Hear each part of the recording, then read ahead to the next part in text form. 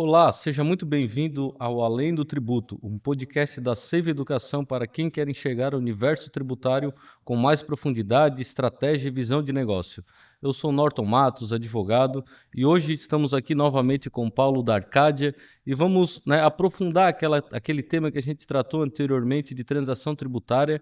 Agora vamos falar um pouco mais, vamos expandir esse universo. Vamos falar de gestão de passivo como um todo, gestão tributária, o quanto que isso impacta nas empresas, no dia a dia dos escritórios de contabilidade, dos advogados e por aí vai. E aí, Paulo, fala aí novamente aí, se apresenta para quem não assistiu o episódio anterior. Boa tarde, eu gostaria de agradecer o convite pelo nosso grande amigo, advogado, Dr. Norton. Sou Paulo da Arcádia, eu sou especialista em Direito Tributário, sou professor de Direito Tributário, advogado, mestre em Direito Empresarial e especialista em Direito Público. Então, vamos aqui para bater esse papo mais desinformal sobre o assunto, um tema aqui bastante relevante, inclusive que tivemos alterações legislativas recentes, que ainda não há diretrizes dos tribunais que está exigindo da gente um maior debruçamento sobre o tema. Isso aí, Paulo. E assim, ó, quando a gente trata de gestão de passivo tributário, a gente está falando só de problema de contabilidade, problema financeiro da empresa, né? Como é que isso daí se forma, né? Quando que esse problema, essa dor começa a existir? Durante muito tempo, quando se pensava em passivo tributário, se ligava mais diretamente à questão da contabilidade, que se buscava era ver provisão de caixa, diminuição de gastos, alguma ação contábil, para gerar, fundos para suprir os débitos tributários. Mas hoje em dia, na minha opinião, no meu modo de entender, cada vez mais, a coisa tem se tornado um tanto quanto jurídica, basta a gente imaginar que hoje houve até uma preocupação, do legislador, de editar, e colocar em vigor aí o Código de Defesa do Contribuinte, que mostra, uma preocupação, na maior fluência daqueles direitos e garantias fundamentais do contribuinte que estão na Constituição, que por algum motivo, foram sendo legados ao segundo plano, enquanto eles deveriam ser a cerne do direito tributário. Porque assim, o passivo tributário, querendo ou não, ele é uma bola de neve. A gente vê assim, quem deve para a União deve ali guia de INSS. A questão das guias do INSS, a partir de 91, com a lei previdenciária, muitas vezes, temos ali PIS/COFINS, leis de 2002. Cada vez que o poder público precisa de receita, ele acaba instituindo novos tributos, novas contribuições. E para que serve, né? A gente está tirando, uma parte, do empresário, que ele tem que sustentar o quê, né? Para que serve esses tributos, essas guias, né? Para onde vai esse dinheiro? Conta um pouco aí, vamos além assim desse universo e depois vamos falar aí das novidades. É até interessante falar pela perspectiva mais política, porque o que é o tributo? O tributo, eles são receitas, são definidos como receitas na modalidade derivada, que são recursos que o Estado busca no patrimônio do particular para a consecução dos seus fins. Então, todo o tributo que a gente paga, seja ele contribuição, imposto, ou que seja, são recursos do particular que o Estado se apropria, para determinada política pública, custear determinada política pública. Então, esses valores, são valores que são considerados como valores de todos. Todos contribuem, então são bens de todos. Agora, para que o Estado possa, ter tamanho poder, de interferir na esfera patrimonial particular, ele tem que seguir algumas regras. E essas regras começam lá na Constituição Federal, nas limitações constitucionais ao poder de tributar, e vão descendo até, as normatização infralegal, né, que são as instituições, portaria, etc., fazem parte, né, da legislação. A famosa pirâmide de Kelsen. No direito tributário ela fica muito clara, porque no direito tributário, como as normas gerais, né, elas devem ser avaliadas por meio de lei complementar, né, fica bastante estruturado essa hierarquia das leis, até onde em outros ramos ela pode ter uma certa área cinzenta. O direito tributário é bastante claro em relação a isso, né? Agora, né, já para tentar responder de uma maneira até um pouco mais profunda e dentro da sua pergunta, quando você fala, né, que você faz esse elo, né, das políticas públicas e os recursos oriundos dela, né, a gente tem que lembrar, como você bem disse, que o débito tributário ele pode se tornar uma bola de neve, né? E aí a gente tem que entender que a própria Constituição, já lá, né, no artigo 150, fala que é vedado o confisco, né? As pessoas não podem perder, né, os seus bens, né, e patrimônio para o Estado através de tributo, né? E há muito tempo atrás já se deixou decidido de maneira simulada que são vedadas as sanções políticas do direito tributário. E hoje o que se vê, né, é que a Fazenda Pública ela voltou, lógico, por meio de lei, né, mas às vezes por entendimento infralegal também, que vai um pouquinho além do que a lei permite, né, a usar de métodos oblíquos de forçar o adimplemento do tributo, né? Então, nesse sentido que eu vejo esse deslocamento bastante abrupto da gestão do passivo tributário, da contabilidade para o direito, né? O que a gente vê renascer aí, mesmo que disfarçadamente, sanções políticas, né? Arroubos sobre garantias fundamentais, né?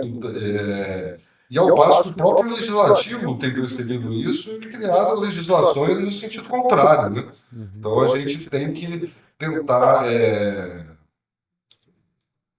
fazer uma equalização disso, né, entre as forças novamente, que parece que deu uma equilibrada. Porque a gente vê, né? Teve um período, né, na evolução da legislação que muito se criou tributo, né? E muito se fala em equilíbrio das contas públicas, né? E quando a gente cria esses tributos, faz esses aumentos, né? Cria novas políticas, né, seletivas, né, de constituição do crédito tributário, isso aí acaba entrando no orçamento da União, né? E entrando no orçamento da União existe uma previsibilidade de que aquilo vai existir, vai entrar em caixa. E aí o legislador, né, o governo, a política pública, né, os operadores, né, da administração pública começaram a tentar criar estratégias para recuperar esses valores. Por quê? Né, iniciou-se, tem muita gente devendo, né? Eles começaram a propor as execuções fiscais, entrar judicialmente, né, de forma ativa, né, para conseguir reaver esses valores. Eles começaram a colocar cada vez mais procuradores federais.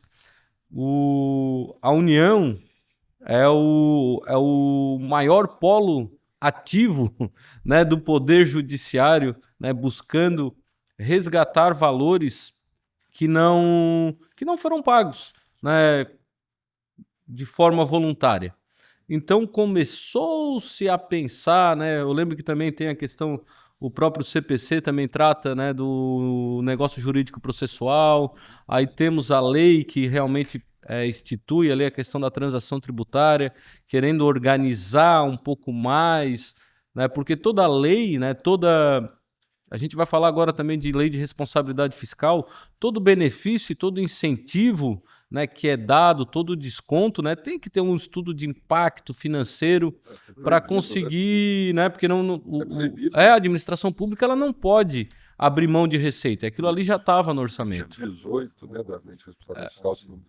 Então vamos falar um pouco dessa evolução, né, dessa trajetória e dessa visão política, né, de respiro, né, de recuperação de valores no olhar da administração pública, Paulo?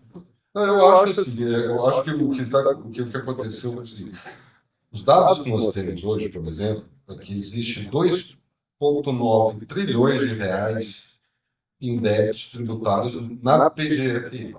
Uhum. É um valor bastante relevante, né, a ser recuperado.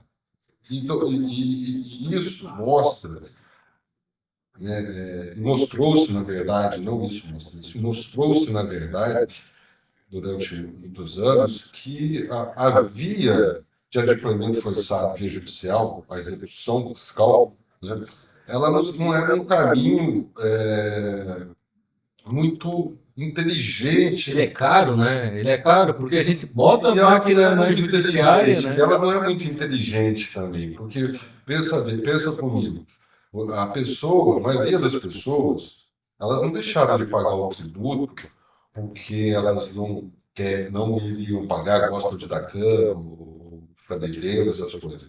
Não, teve alguma razão de ser, né? Não devia estar sobrando dinheiro ali, né? Teve que fazer opções, etc.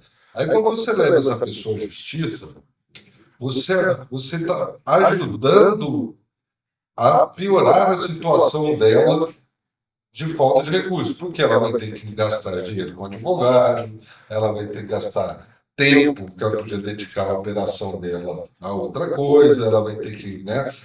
Ou seja, era ruim para todos. Né? E o Estado também, né? Porque o Estado teria que iria gastar do próprio aparelhamento da justiça e ia gastar também do próprio órgão que é o titular, né, da execução, que é a Procuradoria, né, seja de qualquer um dos níveis. Porque assim, né, o CNJ, ele fez um custo médio estimado por execução fiscal de R$ 5.000 aproximadamente. Cada execução? Cada execução fiscal custa para o judiciário, né, cerca de R$ 5.000. Eu já tinha visto, talvez que aí o cálculo do CNJ seja só para o judiciário, né? Isso, do judiciário. Eu acho que o cálculo total chega em 18 mil. Se somar por GFE, são todos envolvidos do Estado, da marca. E tu vê, né? A União tem tem mais de 26 milhões de execuções fiscais. E mesmo assim tem 26 milhões de execuções fiscais em andamento. Isso. Olha só, então para você ver como que é um modelo. Não vou multiplicar porque eu não sou bom de número. Não é nossa área. Não. Como é que a coisa fica assim bastante clara, né, que não é uma mercado. Não dá bons resultados isso. É prejudicial para todos, né? Então, o que a gente encara no Brasil hoje? Nós encaramos uma carga tributária que ela é muito agressiva, né? Ela é muito pesada para o empresário, né? Nós encaramos também, né, uma certa dificuldade para conseguir ter previsibilidade, né? Porque muita mudança, muita alteração, muita coisa, ainda mais agora em tempos de reforma tributária, né? E também uma crise, né, financeira. E, por outro lado, um Estado Inflado. E principalmente que ele não respeita as regras dos gastos, né? Então, o que acontece? O Estado, quando ele é mal planejado, ele gasta mais, aí ele precisa buscar mais recursos e ele vai expor para buscar mais recursos. Via de regra, criando algum tributo, né? Seja qualquer modalidade, né? Para custear, ou então transferindo para a sociedade obrigações que a princípio seriam dele, né? E aí ele se desonera, né? Mas também não precisa prestar nada para a pessoa. E isso tudo vai gerando essa bagunça aonde nós chegamos, que ficou muito difícil de entender. E política de juros altos, etc., tudo isso vai influindo, vai entrando no pacote aí da gestão do passivo, né? E ele, como você disse no começo, ele acaba virando uma bola de neve. A pessoa não consegue pagar e começa a incidir sobre eles essas sanções veladas políticas, né, como, por exemplo, não poder negociar sem CND, né, e outras privações que ele vai poder ter, principalmente nessa área jurídica, né, de bloqueios, penhoras, etc. É engraçado que é o não conseguir pagar por aquilo que era para ser prestado para mim, né? Sim, Mas eu não pedi. Ou eu pedi, né? Não pedi. O modelo tributário brasileiro foi uma opção, né, ele não foi um erro, optaram por que as empresas, né, o empresariado custeasse a máquina pública, né? Uhum. Só que a máquina pública ela não é gerida como se fosse uma empresa, porque a empresa faz previsão de ano, a empresa tem organização financeira, tem contabilidade séria, e o Estado não, né? E acha que pode fazer o que quiser e depois as empresas vêm e cobram. Mas, ao arrepio dessas questões políticas, aí mais dentro da questão jurídica, né? O que acontece, o que foi acontecendo foi que viu-se, né, que o modelo de adimplemento forçado por execução fiscal, né, ele não era muito, Não era muito efetivo, né? efetivo, não era muito eficiente, né, efetivo, ele não se prestava tanto, ele já não assustava tanto, né, porque ele era mais um mecanismo de assustar. Ninguém quer ter problema na justiça, né? E a pessoa que estava nessa situação, ela já estava assim, não posso fazer nada, né? E acabou que perdeu-se essa força, essa imposição mais psicológica, talvez, e acabou que não tinha eficiência. Então, para ter uma tributação eficiente, né, pensou-se meios, né, e criaram, né, aqueles planos refis, né, de financiamento, etc., né, até uma boa intenção. Mas o problema é que aqueles planos eles tinham dois problemas básicos. O primeiro, eles eram modelos padrão para todo mundo. Não levava em consideração, né, características mais pormenorizadas de cada empresa, na verdade, né? E, por outro lado, também, né, eles possibilitaram que aquilo ali começasse a ser incorporado como forma de gestão empresarial, né? Então a pessoa já ficava devendo, esperando aquele momento de refazer, né, refinanciar aquilo, preferindo adiar o pagamento do tributo para um momento posterior, usando aquele dinheiro para Uma estratégia, né? uma estratégia de investimento, etc. Que também era ruim para o Estado, porque você bem já disse no começo, o Estado tem uma previsibilidade do que ele iria receber, né? E acaba que ele não recebia porque a pessoa já pensava naquilo. O que também foi levando a esses caminhos novos que a gente está vendo ali, né? Da legislação de um novo direito tributário mais negociável. É, porque a gente vê muito fato novo, né, no dia a dia, né? A gente começou assim com algumas legislações, né? A gente tratou ali, a gente fala muito de Constituição Federal de 88, falou ali da Lei Previdenciária de 91, né, que foi a reforma da época, né, a instituição do PIS/COFINS, né? Aí a gente tem ali toda a situação, né, do poder efetivo do Estado de cobrar pela via judicial, né, esses valores, né, que estão em abertos, que não foram pagos. Aí a gente tem ali o CPC de 2015, que traz algumas novidades, né, reintroduz situações ali da boa-fé. Tem ali a questão da legislação de 2020, de transação tributária, de certa forma como um novo marco, né, da forma de operar e se negociar esses valores. Temos, né, todos esses estudos do CNJ, né, tentando diminuir a quantidade de execução fiscal dentro do Poder Judiciário, porque, em outras palavras, o CNJ disse: olha, eu não sou uma empresa de cobrança, né? Eu preciso. O judiciário não é uma empresa de cobrança. Eu não estou aqui só para, né? Mas aí que eu acho estranho, né? Porque, na verdade, não é mesmo uma empresa de cobrança. Ele é um meio, né? É o lugar onde se faz a cobrança judicial. A justiça serve para isso. Ela não tem que se vestir de um lado, né? Ela tinha que ser isenta, né? Aí tu vê, essa discussão chegou lá no STF. Né? Vamos falar aqui do tema 1184, né, julgado em 2023, onde o STF ele começou a criar entendimento no sentido de que, olha, para que o Poder Judiciário venha a aceitar uma execução fiscal, tem alguns requisitos, né? Não basta, né? Eu não sou a primeira opção da administração pública. Né? Dentre os requisitos, ele fala ali de execução fiscal acima de R$ 10.000, porque a gente sabe que tem muito município, né, que cobra.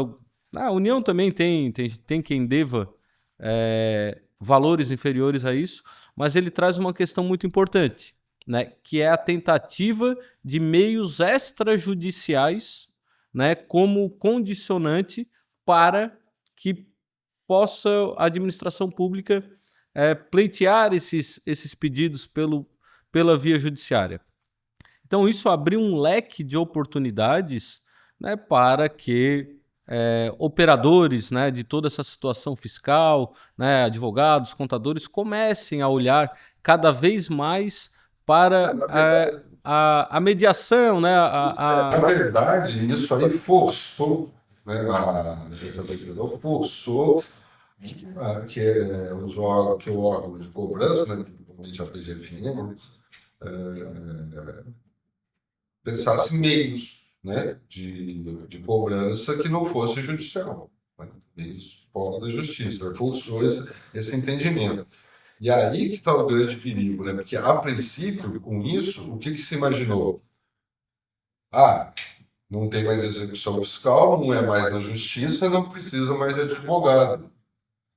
Meu contador pode fazer sozinho, então, e isso, e aí, na prática, isso aí é uma questão até bastante perigosa, né? Bastante temerária, né, nessa relação, porque a gente sabe que existem situações, né, que não foram absorvidas, coisas que seriam na justiça estar sob a vigilância de um juiz, né, que preside o processo, não está mais. Né? Então aumentou o risco. Tem mais oportunidade de fazer fora da justiça? Tem. Verdade, nesse ponto foi um grande avanço. Por outro lado, a gente tem que lembrar também que a cautela não mudou. Há de haver bastante cautela na hora da gente não ser seduzido por essas facilidades, entre aspas, assim, de resolução de problema. Né? Porque, como você disse, deram novas oportunidades, por exemplo, negócio jurídico processual que você citou no começo. O negócio jurídico processual, a princípio, ele deve ocorrer sempre dentro do processo, né? Dentro de uma execução já em andamento, homologado para o juiz. A Procuradoria, para facilitar a coisa, ela aceita isso hoje prévio ao juizamento de execução. Né? Então, assim, mas cuidado.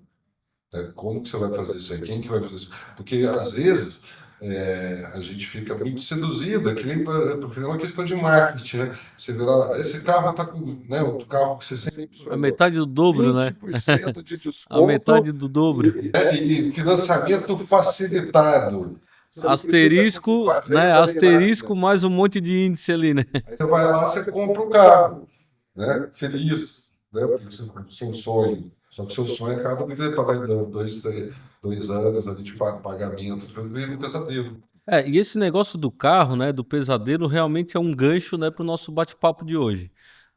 A gente tem, nessa situação, o Código de Defesa do Consumidor, né, que, poxa, muito já se falou naquela situação de juros abusivos. Agora, e o contribuinte? Né? Ele é consumidor do Estado? Né? Como é que a gente vai lidar com isso? Ele tem direito ou não tem direito? Tem direito, né? E é interessante mesmo falar assim, isso que hoje eu vindo para cá, eu estava pensando em situações do Código de Defesa do Consumidor. Eu vi um pessoal da internet falando mal do Código de Defesa do Consumidor, talvez uma das melhores leis da história do Brasil. Demorou muito tempo para os Ela é tão boa que é curta, né? Tem 100 e poucos artigos. Ah, beleza. Então, para os entendimentos, né? Demorou muito tempo os entendimentos dos tribunais superiores, principalmente do STF, estragá-lo. Né? Mas se essa pessoa não lembra da época que foi em 1990, né? Quando o código entrou em vigor, que a gente comprava papel higiênico, por exemplo, estava escrito lá 40 metros, a hora que desenrola tinha 20. Né? Tudo que acontecia. Era frente e verso, né? Então, isso é tudo que acontecia na época, não lembro. E como isso deu uma boa, né, emancipação, direito emancipador, né, deu uma bastante didática educacional para a sociedade. Agora a gente tem, né, outro CDC, que é o Código de Defesa do Contribuinte. Né? Talvez porque, pela dificuldade que está no manuseio das garantias fundamentais, pela abstração, pelo grau de abstração delas, né? E também porque eu imagino que ela vem na esteira até de corroborar essas leis que vieram antes, já tentando resolver o problema da gestão do passivo, que vira uma bola de neve, né? Porque se a gente olha ali, né, principalmente o artigo 3º, artigo 6º da Lei Complementar 22526, né, que é o Código de Defesa do Contribuinte, ele reafirma princípios valorosos que já eram trazidos nessa outra legislação, como, por exemplo, a legislação da transação, né? A boa-fé, onde, né, deve-se pautar a boa-fé, que deve pautar tanto o Estado, né, quanto o contribuinte, e sempre que do contribuinte ela é até presumida, né? Se ela é presumida, o Estado, cabe ao Estado provar que eu não tenho que provar que eu a tenho, né? De forma traz em tese, né? Mas uma garantia ao contribuinte de provar a situação real fática que ele alega, né? Se ele está alegando aquela situação fática, presume-se que ela é verdadeira. Temos princípios, né, bem semelhantes. Constituição Federal, questão da própria... Código de Defesa do Contribuinte é boa-fé também, né? Boa-fé. E aí é complicado, porque aí vamos falar de violação a esses princípios. Poxa, se eu estou sendo violado, eu vou discutir isso aonde, né? De princípio constitucional? No STF. Se eu estou sendo violado, né, de princípios, né, de legislação infraconstitucional, eu vou discutir isso aonde? No STJ. Né? É tudo amarrado, né? É complicado, assim, a gente conseguir operar dentro dessa situação. Mas o Código de Defesa do Contribuinte ele veio, né, ele trouxe bastante valor, principalmente naquela questão, né, da presunção de boa-fé, né, porque, poxa, presume-se que eu estou certo, né, presume-se que eu tenho boa-fé, né, que o contribuinte não está fazendo isso, né, né, sem intenção, né, ou com intenção. Ele não está fazendo isso com intenção de ludibriar ninguém, né? Ele está agindo de boa fé e ele não pagou porque ele não conseguiu e não porque ele não quis pagar. Mas eu acho interessante isso, porque é a primeira vez que eu vejo uma legislação tributária trazer alguma subjetividade. A legislação tributária geralmente ela não tinha subjetividade, ela não tinha nenhuma questão criminal, uma coisa de crime que você podia fazer uma dosagem conforme o dolo, o grau de culpa, alguma coisa assim. A legislação tributária era simplesmente bastante objetiva, né? Até por causa de toda a questão ali da necessidade de ela ser, né, realmente, né, explícita, né? É isso. É a legalidade estrita. E essa traz, né? Essa traz a boa-fé. E ela já traz a resolvida, né? Presumida. Você tem que falar. Porque a questão é o Estado que prova o contrário. O Estado que prova o contrário. E eu achei legal isso porque o que acontece? É aí que deu uma grande mudança de paradigma. Por quê? Antigamente, o começo, né, da transação, como a gente até falou, era pautado o quê? Apenas no grau de recuperabilidade do crédito. Crédito podre. Né? Porque não, já está perdido, vamos ver se a gente consegue aqui. Agora não. Né? Agora, ela traz também lá, junto dos princípios, a capacidade de pagamento. né, que é diferente da capacidade contributiva, né? Ela é de um momento posterior. A capacidade contributiva ela deve ser analisada na hora da criação da lei que impõe, né, o tributo, né? Então, vou criar um imposto. A hora que eu vou analisar qual o símbolo de riqueza, né, o símbolo de capacidade contributiva, eu vou eleger como fato gerador daquele tributo. Ele vem no momento, né, a capacidade contributiva ela vem no momento anterior. A capacidade de pagamento ela vem depois. Então, a hora que eu coloco lá o carro, propriedade de carro, símbolo de riqueza, quem tem carro tem capacidade contributiva. Eu estou pensando antes. Lá não importa se ele vai ter dinheiro disponível para pagar, né? Então a capacidade contributiva vem antes. Agora a gente já está falando na capacidade de pagamento, no momento posterior, né? Que importa sim se ele tem condição ou não de pagar. Por quê? Se ele tiver condição de pagar e não pagar, é uma situação. Agora, se ele não tem condição de pagar e por isso não pagou, a situação é outra. Ele merece um tratamento melhor da legislação, né? E nesse ponto que eu achei que foi bastante, apesar das várias críticas e com razões, que essa legislação complementar 225 sofreu, o Código de Defesa do Contribuinte, mas nesse ponto eu achei muito importante, porque a hora que ele tem. Muito se disse, ele pegou leve, né? Ele quis falar do devedor quanto mais, mas ele acabou pegando leve, ajudando quanto mais. Tal. Se ele ajudou quanto mais, imagina aquele que não é, que é a grande maioria, né? Que tem problemas de tributo por questões que fogem, às vezes, até da capacidade, né, de gestão, de gerir a empresa. Né? Não tem nada a ver com isso. Ontem ainda estava atendendo um cliente, ele estava contando, né, que a empresa tinha muita dívida, né, estava complicada até que veio a a legislação que diz respeito à transação tributária. Ele disse que salvou a empresa, que ele tem mais ali 7, 8 parcelas, prestações, né, isso ele fez lá, a adesão lá em 2020, e ele tem ali mais umas 7, 8 prestações de uns R$ 4.000 e vai acabar, né, que já estão ali, né, era algo que realmente eles entendiam, né, o empresário entendia aquilo ali, olha, aquilo ali era impagável, né, eu não tinha condições eu tinha que criar outros mecanismos para continuar sobrevivendo, para continuar operando. Aí a gente sabe que às vezes, se uma empresa não está muito, né, tá devendo muito, qual é o outro mecanismo? Poxa, vou ter que abrir uma empresa em nome de terceiros, né, vou ficar com meu CPF restrito o resto da vida. Isso é financeiramente interessante para o, né, pro Estado? Não é, né? Ele queria pagar, só que aquele valor todo corrigido, com juros, multa, dado, né, todas essas situações supervenientes, aumenta o tributo aqui, aumenta o tributo lá, né, ficou difícil, né? Os operadores, né, as pessoas que lidam com esse tipo de serviço, né, foram pegas, né, desprevenidas. A gente não tinha toda né, esse meio de comunicação que tem hoje.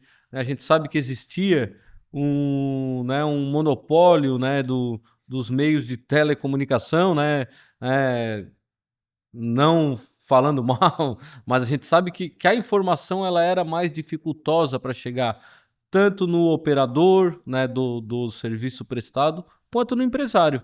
Agora o empresário ele consegue acompanhar cada vez mais as mudanças legislativas, né, o que acontece, né, o que realmente vai impactar de tributo novo dentro da operação dele. É a importância de também estar sempre bem assessorado, né, porque se tu tem ali, né, o teu profissional de confiança, que tu sabe que ele está acompanhando, tu sabe que ele está estudando, que ele está vendo quais são essas novidades, estudando por que isso aconteceu, a reforma tributária está aí, né? A instituição do Código de Defesa do Contribuinte veio, né, como uma novidade, né, muito bem visto, né, às vezes meio modesta num primeiro momento, na visão de alguns críticos, mas trouxe garantias, trouxe direitos, né, que foram mais explícitos para o próprio contribuinte. Né? O próprio nome da legislação, poxa, chegou lá o contribuinte, ele viu, cara, criaram, né, um código, né, para me defender. Então, é um momento que o empresário tem de ele repensar. Né? Poxa, eu vou... Né, parece que está ficando melhor, né, existe uma evolução, né, na situação da reforma tributária. Poxa, em vez de pagar um monte de guia... Né, no começo é difícil, né, porque a gente sabe que toda mudança ela é um tanto quanto conturbada. É um período, né, de muita... Vai ser assimilado. Então, mas no final das contas a proposta é que venha facilitar. Mas eu acho assim, eu acho que assim, a intenção Facilitar para quem, né? a intenção do Instituto, Transação, né, JP, é realmente diminuir o litígio, né? Mas o Código de Defesa do Consumidor não, né? Na verdade, proteger, né? Tentar proteger mais o contribuinte. E aí que eu falo, a questão é, você quer diminuir o litígio? Queremos. Então, você tem que falar para os órgãos que regulamentam, né, essa busca, a cobrança do tributo, né, absorverem a vontade da lei. Criou-se lá agora, né, o Código de Defesa do Contribuinte está dizendo lá que tem que buscar sempre a forma de pagamento menos onerosa. É um direito do contribuinte. Está lá, é um dos princípios lá. Né? O outro princípio, pilar da legislação é colaboração. Então, no caso, né, de uma cobrança de um débito em dívida ativa, isso queria dizer o quê? Estaria querendo dizer o quê? Que a Procuradoria teria que colaborar com o contribuinte para a forma de pagamento menos onerosa. Não é? Não é difícil entender uma coisa assim, né? Aí a hora que você vai ler a legislação da transação, o legislador traz as modalidades. Existem 3 modalidades aqui. Transação por edital, transação individual, que pode ser simplificada, transação de pequeno valor. Ok, ele não fala nada além disso. Você chega lá na regulamentação da PGFN, ele já começa assim, ó, a transação do edital é para esse valor, a simplificada é de tanto a tanto, a individual, só individual é de tanto. Ele já começou a regulamentar, mas a função dele é regulamentar isso, mas calma. Para ele fazer essas regulamentações, a gente tem que ter certeza que ele não está ferindo os direitos lá de cima, porque aqui embaixo ele não pode criar restrição, não. Aí você chega em outro artigo lá que fala assim, olha, você não pode usar prejuízo fiscal pela via do edital e nem pela via da transação individual simplificada.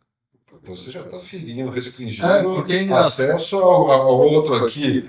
Porque é engraçado, então, né? E agora você está ferindo a lei complementar também. Porque é engraçado, né, que essas etapas e essas possibilidades, elas levam em consideração o quê? Né? A visão, né, da administração pública, né, perante ao valor nominal da dívida. Porque se alguém deve 50 milhões, é porque alguém é maior de quem deve 5 mil. Né? Mas é só questão de tamanho de diferença. Né?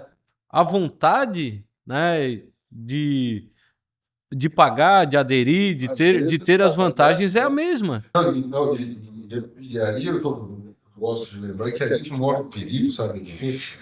Dessa questão da pessoa, né, ser seduzida, principalmente por aquelas propagandas de internet, né?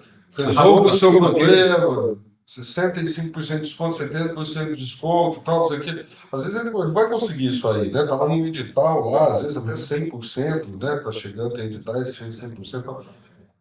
Só que não era para ele, para ele era mais. Aí vem aquela entrada parcelada e depois depois aumenta, né? Pensa comigo, é uma negociação, não é transação? Uhum. Negócio jurídico tributário, negócio jurídico processual também, né? Negócio jurídico processual.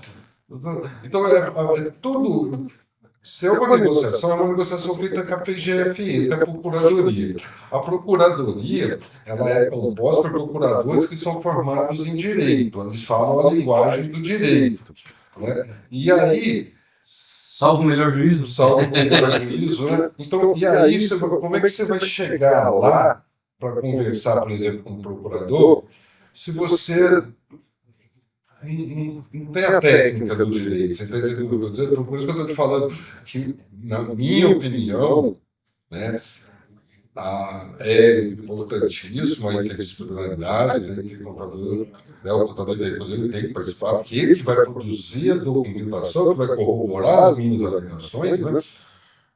Mas eu acho que hoje a gestão do passivo ela é jurídica, né, por essas questões. Fundamental que você tenha uma assessoria jurídica junto, né, sob pena de você tá pagando mais ou tendo menos benefícios do que poderia ter. Você pega esse caso né, da impossibilidade do uso do prejuízo fiscal se não fosse individual. Se você levar uma pessoa que não é um técnico em leis, né, um advogado, no caso, né, ele vai falar assim, então, mas isso eu não vou poder usar não, porque sua dívida não chega a 10 milhões, a sua modalidade é essa que eu vou fazer. E vai fazer, e a pessoa vai ter o quê?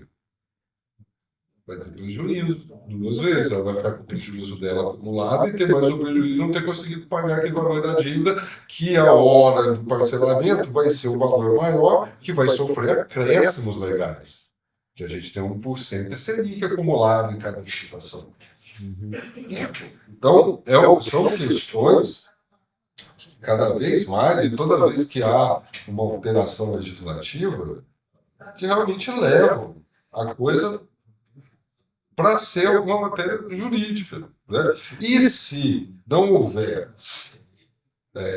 uma adaptação dos órgãos de cobrança à nova legislação, o que vai acontecer vai ser um efeito contrário, vai aumentar o litígio. Porque os direitos já estão expressos na lei. Eles têm que começar a entender que eles têm que seguir. Né? Facilitar, tá lá. Vamos procurar a forma de pagamento menos onerosa. Se a empresa tem prejuízo fiscal, por que ela não pode usar só porque ela não deve muito? Só quem deve muito pode pagar por prejuízo. Assim, talvez aí, tirando ainda os princípios novos aí da legislação complementar, está ferindo também o princípio maior da isonomia. Até porque assim, né, se ele teve prejuízo, né, vamos falar, né, da questão, né, do espírito, né, de toda a situação, voltar ali, né, um pouco ali né, numa questão de hermenêutica até. Poxa, ele teve prejuízo, né? Né? Se ele teve prejuízo, poxa, né? Tô repetindo e vou falar de novo, prejuízo. Por que ele teve prejuízo? Porque ele pagou um fornecedor, ele pagou uma luz, ele pagou um funcionário, ele pagou, né, uma reforma emergencial que muitas vezes ele teve que fazer dentro da operação dele, né? Ele distribuiu riqueza, né? Ele operou ali dentro, só que ele não conseguiu lidar com todas as situações e teve um prejuízo. E mesmo tendo prejuízo, ele vai ter que pagar o tributo, né? Vai pagar o tributo, tendo prejuízo. Né? A lei não exime ele, né, de pagar o tributo. Ok. Mas, né, indo, né, para essa questão de hermenêutica, poxa, é justo, não é justo? Né, o que o empresário vai fazer? Ele teve prejuízo, ele vai conseguir pagar? Não vai. Né? Às vezes ele vai precisar do quê? Poxa, talvez se eu tive prejuízo, né, é o momento de eu buscar uma assessoria para recalcular a rota. Porque solução deve existir. É, lógico, existe, né, casos que não tem solução, mas via de regra toda solução tem que existir, né? Se tem um problema, se está operando, se tem alguém ganhando, né, os teus terceirizados, né, a quem tu está pagando, a não ser que tenha, logicamente, né, é, que aquela operação venha se tornar obsoleta, né? Mas Você vê uma coisa que é interessante. A pessoa foi lá, né, a empresa estava em débito fiscal, né, na procuradoria, a pessoa foi lá e aderiu, vamos dizer assim, no edital, né, e fez a transação tributária. Passado um período, 2, 3 anos, tanto faz. Passado um período, já paga a entrada, né? Passado um período, aconteceu uma situação ali que não era uma situação que estava no controle dela. Por exemplo, um caso prático, né? A empresa era uma franquia, né? E de repente, né, a franqueadora, né, a própria principal, passou por um problema lá e deixou de enviar produtos de marketing, produtos para vender, até os produtos de venda e tal, para essa empresa. Essa empresa teve, lógico, queda no faturamento dela imprevista e por questões que não são questões pertinentes à gestão. Ou seja, são fatos que ela não teve culpa. supervenientes, né, fatos de terceiros. Superveniência de terceiro. E aí o que aconteceu? Ela não conseguiu pagar as prestações da transação. Teve a transação rescindida, ela não estava bem assessorada por um advogado que já prevenisse Da eventual inadimplência dela, né, não buscasse os direitos. efeitos da inadimplência, né, de como fugir desses efeitos, né, não estava bem assessorada. O que aconteceu com ela?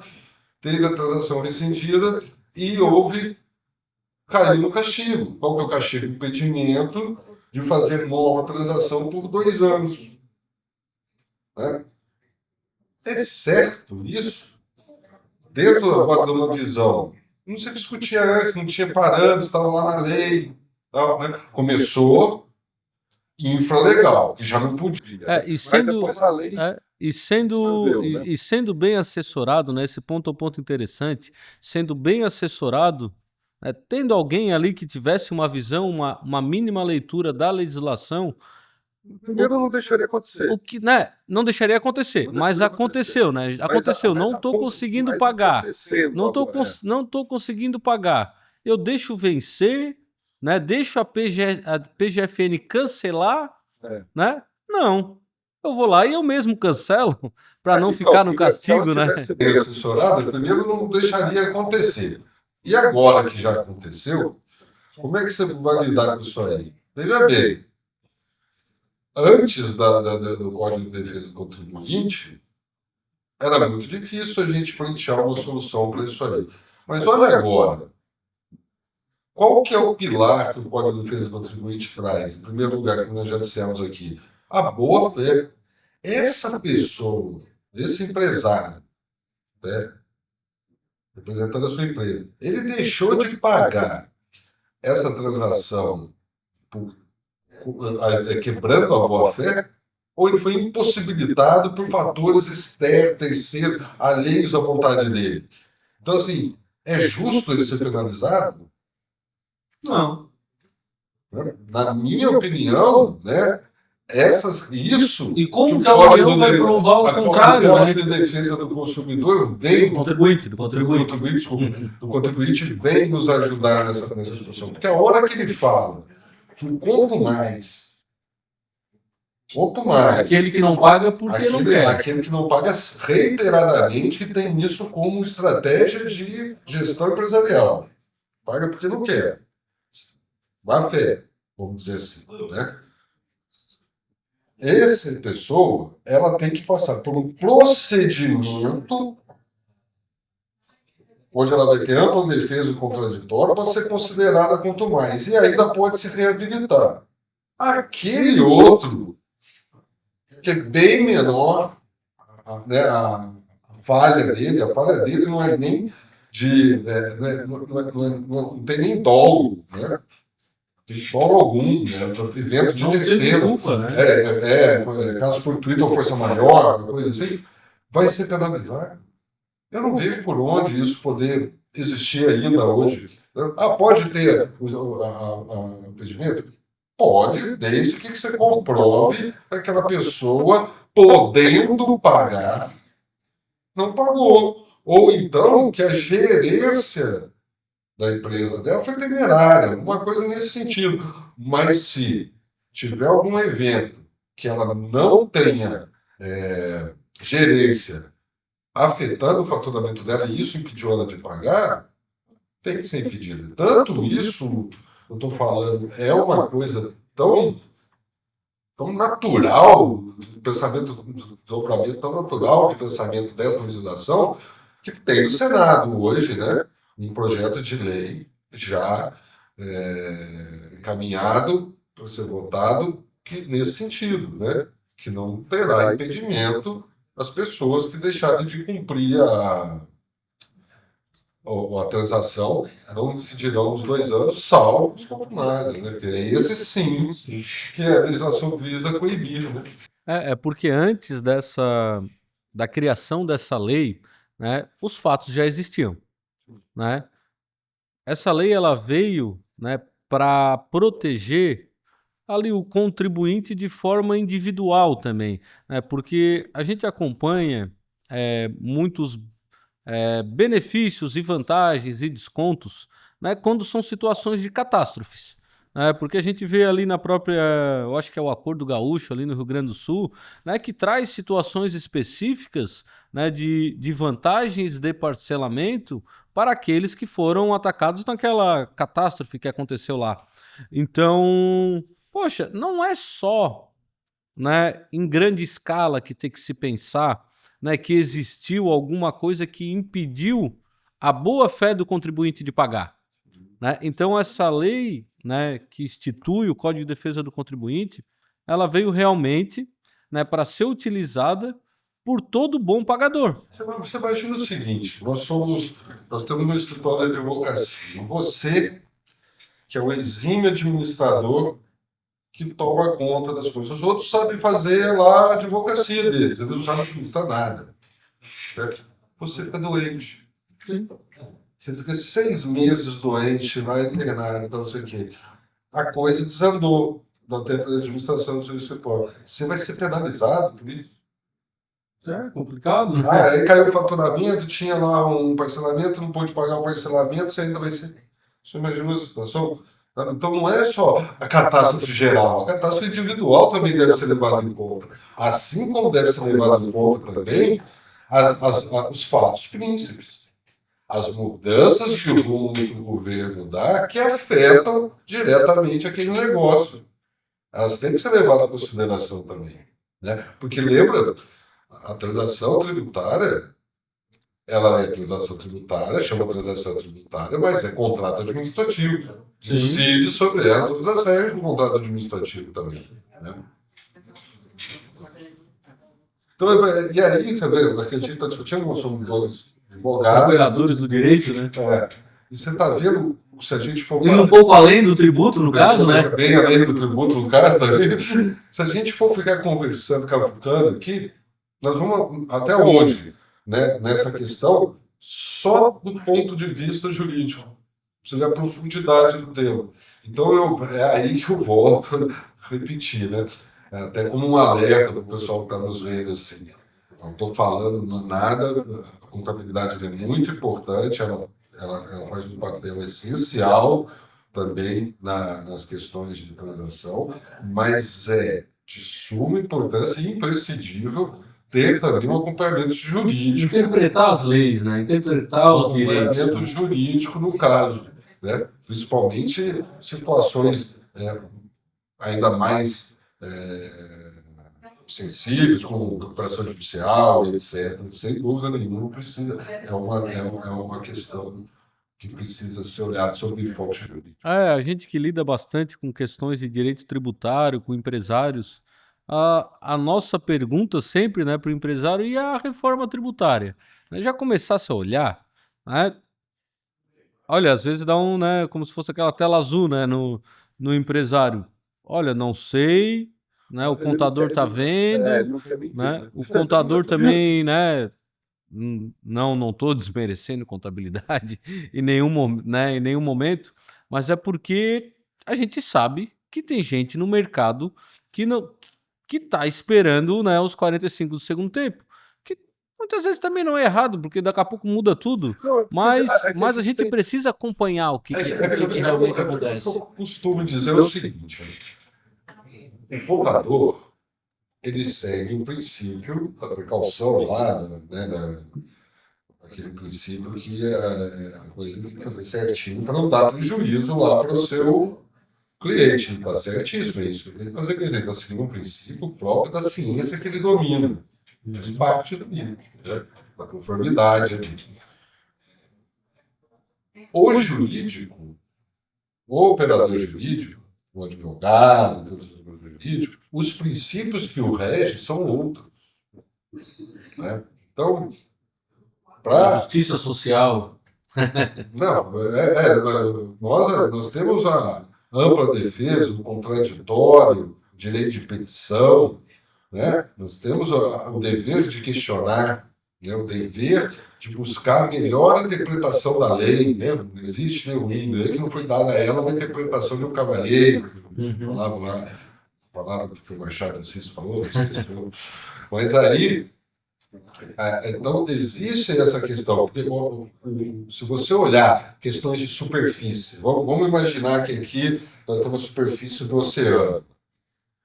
A lei comum, a lei ordinária, ela é a superfície aqui, né, a linha d'água. A lei complementar ela é um pouquinho assim, e a Constituição é o céu. A portaria, a instrução normativa, ela está dentro da água aqui. Onde você se movimenta mais fácil? Dentro d'água ou fora d'água? Ou na linha d'água ou para cima da água? Lógico que você se movimenta mais fácil para cima da água. Para baixo da água tem o peso da água, tem a corrente, etc. É aqui que o contador trabalha. O contador trabalha com a legislação infralegal. Legal. Aí tá lá com portaria, então ele tem que seguir isso, aquilo, né? Porque ele tem que dar conformidade, precaução. Então, trabalha dentro do sistema, né, que a administração pública forneceu ainda, né? A movimentação dele é mais complicada. Ele anda menos ali embaixo, ele tem mais resistência ali, ele encontra mais resistência ali. Né? É sob importância, mas olha o peso que está em cima dele. Um grande peso em cima dele. Então ele tem. O advogado, ele vai transitar. Então ele pode jogar para a lei, em cima d'água, lá um barco, indo mais rápido. Tem lei complementar agora? Tem. Mas só aquelas lanchas offshore, que só está na água um pouquinho hoje em dia, né? Fica só o fole na água, ela vai por cima. Lei complementar. Assim, a gente pode falar de Constituição, estamos voando. Olha como é que vai mais rápido. Como é que fica mais fácil. Né? Então, se você pensar, né, fazer essa analogia na hora de pensar na gestão do passivo, você vai entender que a gestão do passivo, quando ela tem como capitaneada de forma jurídica, ela tem muito mais condições de ser aquilo que o máximo que a lei permite. Consegue ser mais interpretativo, né? Mais subjetivo. Buscar o máximo de garantias ali para o contribuinte. Né? E lógico, não, mas então você está querendo tirar a contabilidade, isso é porque você é advogado, você faz lógico que não. É importantíssima a figura do contador ali com a gente. Por quê? Porque é ele que vai trazer a documentação que vai embasar os pedidos, é ele que vai fazer provisionamento, a projeção de futuro para ver se aquilo ali é sustentável ou não. Né? É ele que vai trazer informações cruciais para dar praticidade, né? Para dar a parte de execução, vamos dizer assim, da coisa no pós-contrato. Até porque foi ele quem escreveu, né? Vamos falar de, né? Escreveu tudo que já aconteceu na empresa. As pontos que a gente vai precisar apresentar. Ali são os fatos, né? Então, assim, a figura do advogado era essencial naquele momento de pré, né? Mas ela precisa, sim, da assessoria ali da contabilidade. E o Código de Defesa do Contribuinte, ele está pronto, né? Trouxesse ali que tem ali uma questão que diz respeito, né, que está em análise lá no Senado, depende de alguma regulamentação, né, de alguma adaptação da própria administração pública para operacionalizar ele? Não, eu penso que ele segue as regras de interpretação, né, determinadas pelo Código Nacional, né? Uma lei complementar de normas gerais de aplicabilidade imediata, né, as regras próprias do direito, de emendas do direito, né, do direito tributário, né, tem regras lá precisas, né. Não vou falar o nome de artigo aqui, porque posso errar, mas não sei se é 12, por aí. Porque a gente vê que realmente tem uma mudança muito grande em relação, né, a esses tratamentos.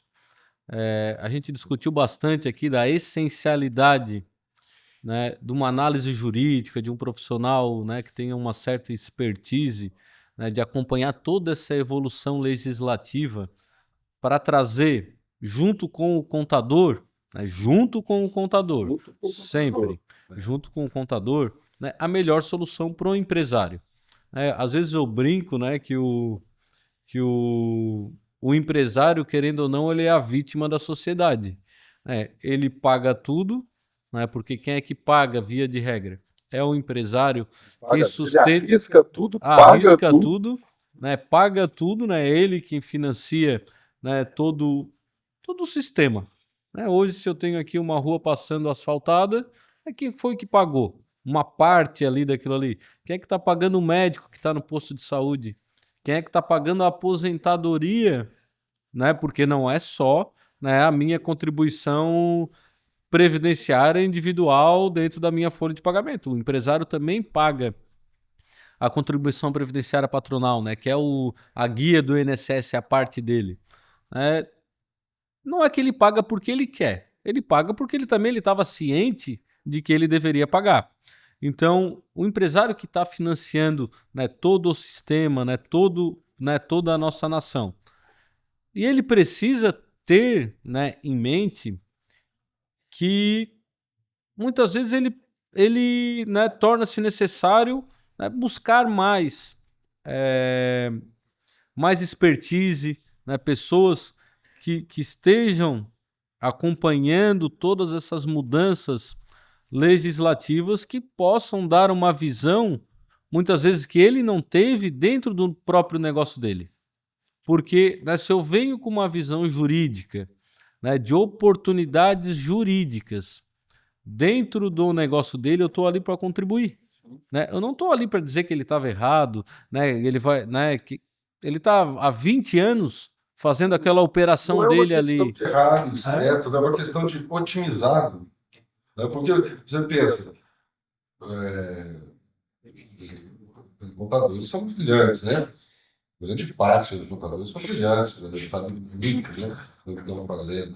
E eles estão fazendo certo. Aí ele se lembra, pô, mas o advogado está falando isso aqui, você não viu, isso está errado? Não estava errado, ele estava fazendo exatamente o certo.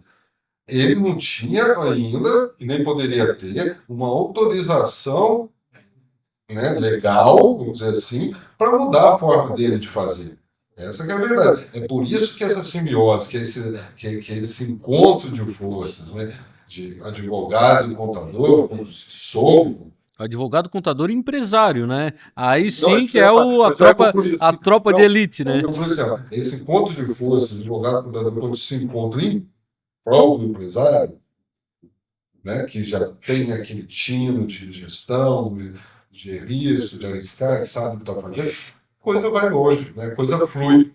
A coisa tem muito maior chance de dar certo, né? Inclusive, enfrentar os problemas de uma maneira que deixe o problema pequeno até, diante de tamanha potência que vai para cima do problema. E via de regra, né, dentro de tudo isso que acaba acontecendo, né, há de sempre esperar uma solução, né? O advogado sempre tem uma ideia fora da caixa, né? Porque ele não é preso, né? É o papel dele investigar, buscar, né, trazer as soluções, porque se não tivesse problema não teria Ele advogado. não fica engessado nos princípios, né, deles, né? O princípio da advocacia, né, o princípio do operador de direito, eles são amplos. Enquanto o princípio que rege lá, como eu disse, repetindo aqui, o contador, o restringe na sua amplitude de ação, né? Ele fica muito preso ali. O advogado ele fica mais solto para jogar, vamos dizer assim. E completando aquilo que eu estava dizendo, né, que a situação, se não existisse problema, não teria advogado. Né, essa visão, né, essa frase, essa ideia, ela tem que ser até um pouco, né, deixada de lado, né, na bem da verdade, né? Quando eu quis trazer isso, eu trouxe como uma ideia, mas para depois trazer né, a interpretação diferente, porque o advogado ele precisa estar acompanhando a empresa. Não é porque que eu tenho problema que eu vou buscar o advogado. Sim. Né? Assim como o médico. Né? Existe a questão preventiva. Pode ser reativo. Não, tem a questão preventiva. Né? Muitas vezes eu olhar, né, solicitar uma análise preventiva, eu estou evitando um risco, né, e um prejuízo patrimonial lá na frente, muito grande. Né? Às vezes você está até se privando do seu próprio crescimento. Imagina, por exemplo, você tem uma empresa aí, uma farmacêutica. Você está começando a fazer investimentos, né, em tecnologia, né? Você sabe tal. Você pode, existe lei hoje, né, para mitigar, né, o imposto sobre essas aquisições, como é que vai ser o imposto de renda, a questão da depreciação, já pode ser 60% de carga, como é que é. Ou seja, existem leis que incentivam. Nem todo empresário vai ter essa noção, né? Vai saber isso de antemão. Né? Mas aquele advogado que está sempre acompanhando a legislação, né, que está sempre antenado nisso aí, ele pode já. Ele fala, por que a gente vai buscar depois? Você já pode evitar agora, né? Já orienta. Aproveitar benefícios fiscais, né? Exatamente.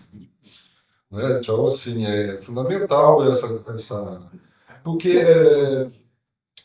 a complexidade tributária hoje, eu acho que no Brasil é tão grande que aquele velho formato, só meu contador sozinho consegue dar conta disso aí, não dá, ficou defasado. Precisa de um contador e um advogado trabalhando junto ali, somando esforços para otimizar o seu negócio para a questão tributária, para te dar um diferencial até entre a disputa, né, de mercado, diferencial até de mercado. Excelente, Paulo. É isso daí, né? A gente tratou aqui a situação, né, de gestão de passivo tributário, né? A gestão de passivo tributário a gente não fala só daquilo que já está devendo, né? A gestão do passivo tributário ela também trata situações, né, Assim, porque você vai tratar o que você estava devendo. O que aconteceu. Isso não quer dizer que você não vai ter coisas novas para ir pagando. Então tem que ser. Tá tudo junto no pacote, né? Sim, e assim como prevenir para não dever. Mas não chegar ao ponto de dever de novo. Eu acho que o nosso papo foi bem. E os efeitos, né? E como mitigar os efeitos do débito também, porque eles extrapolam alguns setores, né? Então, assim, a gente podia ficar falando aqui, mas eu acho que nós estamos passando o primeiro encontro aqui o produtor já está alertando ali, né? A gente pode depois fazer novos encontros e tratar do tema, talvez de uma maneira, o pessoal preferir, mais específica. Só transição sólida, PJ. Mas eu acho que, em termos gerais, assim, até para dar um toque sobre as inovações legislativas, né, um novo olhar sobre a coisa, acho que a gente conseguiu chegar lá. Né? Obrigado. Espero ter contribuído. Isso, obrigado, Paulo. Agradeço bastante. Esse foi o nosso encontro aqui, né? Que a gente veio tratar da gestão do passivo, o antes, o durante, o depois, a importância do trabalho conjunto do advogado, do contador, junto ao empresário, né? Para que ele consiga cada vez mais ter um sucesso e uma maior eficiência na atividade dele. Esse foi o podcast aqui, Além do Tributo, oferecido pela Save Educação, e obrigado a todos. Obrigado, Paulo. Obrigado, Jonathan.